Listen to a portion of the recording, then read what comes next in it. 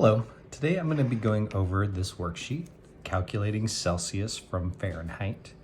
Talks a little bit about those conversions right here, but here in America, we unfortunately use Fahrenheit, which does not match up well with Celsius. Celsius is part of the metric system, and it's what most of the world is using. So we have to be able to convert from Fahrenheit to Celsius, especially for science, because a lot of times in science, you're going to use Celsius rather than Fahrenheit. Almost always you're going to use Celsius over Fahrenheit.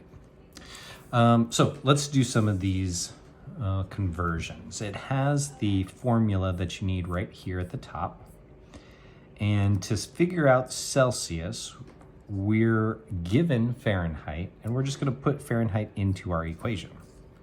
So formula, Celsius equals, my Fahrenheit is 75 degrees minus 32 times 5/9. Now, if you have a more scientific calculator, it's going to be easier to make these calculations. I'm doing it on the simplest kind here, so I'll show you what it is that I'm doing on this very basic calculator. First, I want to figure out 75 minus 32, right? 75 minus 32 is 43. I'm going to put it up here, but if you had a scientific calculator, you can keep all this together. So anyways, I know this is 43, and I have to multiply 43 by 5/9.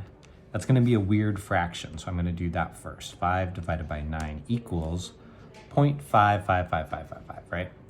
So now I'm going to take that, multiply it by 43. And here's our answer. We're going to round this just to one decimal. So 23.8888, that gets rounded to 23.9. So my answer is 23.9. And we're going to do the same thing for all the rest of these. Let's do one more, because Fahrenheit, now we have a negative number. -5 degrees Fahrenheit, very cold. Celsius equals, so I'm going to put in my -5, and I'm still subtracting 32. Minus 32 times 5/9, same as before. So 32, well, be careful with the minuses here. I'm not going to put it into this calculator because it doesn't have a very good plus minus function. So -32 and -5 is going to be -37. Okay. So now I need to take my -37 and multiply it by 5/9. So I'll take my 5 divided by 9 here. Now I'm going to multiply it. Again, I'm going to be multiplying it by just 37 and then add the negative. Times 37. But in most of your calculators, you can make that a negative number.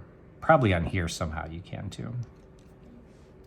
So 20.55555. But remember, there's a minus sign there. So it's actually minus 20 point. And this 555 is going to round up to 0.6. All right, -20.6. Fairly easy calculations. Go ahead and do that for the rest of these, same formula, and you will be all set.